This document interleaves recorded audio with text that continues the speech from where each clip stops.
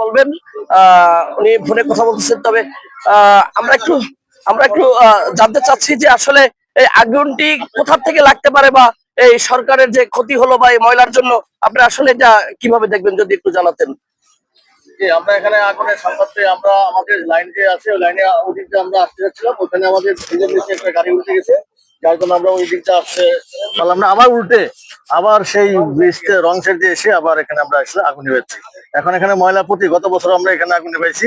এখন এই যে যারা ময়লা ফালায়, আগুন যত এখানে এমনি লাগে না, ইচ্ছে করে লাগাই দেয়, সেই আগুন ময়লাতে পড়তে পড়তে পড়তে বিদ্যুতের খুঁটি, আর যারা বিদ্যুতের খুঁটি বা রক্ষণাবেক্ষণ করেন, আমার মনে হয় ময়লা যাতে বিদ্যুতের খুঁটির ধারে কাছে যাতে না থাকে, তাহলে আর এই আগুনটা বিদ্যুতের খুঁটিতে লাগবে না। তবে এটা আসলে কার কাছে আবেদন করছেন যে এই ময়লা যাতে না থাকে?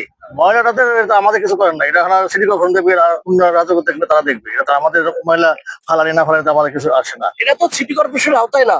তাহলে এখানে যারা ইউনিয়ন কাউন্সিলর তারা দেখবে। ইউনো মহোদয় তো দেখতে পারে এটা, অবশ্যই, যাতে রাস্তার পাশে ময়লা ফেলে এরকম সরকারের ক্ষতি না করে। এখন এই যে গত বছর এখানে লাগছে, যারা যারা এখানে এই অথরিটি, এরা যদি বিদ্যুতের খুঁটির পাশে যে ময়লাগুলো এগুলো যদি না আসে, তাহলে কিন্তু আগুনটা এখানে লাগতো না, কিন্তু দূরে দূরে থাকতো। তবে আপনার কথা হচ্ছে যে ময়লার জন্যই এই ক্ষতিটা হচ্ছে। হ্যাঁ, অবশ্যই, যাতে ময়লা রাস্তার পাশে না থাকে, অথবা অন্তপক্ষে এই খুঁটির কাছে যাতে না থাকে।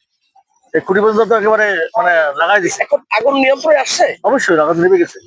আগুন নিভে গেছে, অবশ্যই। জি। আপনাকে অসংখ্য ধন্যবাদ, সুপ্রিয় দর্শক। জি, আমি senior station officer Abu Mohammad Saidul Kabir Joardar, Postogola fire service, Dhaka. জি, ধন্যবাদ।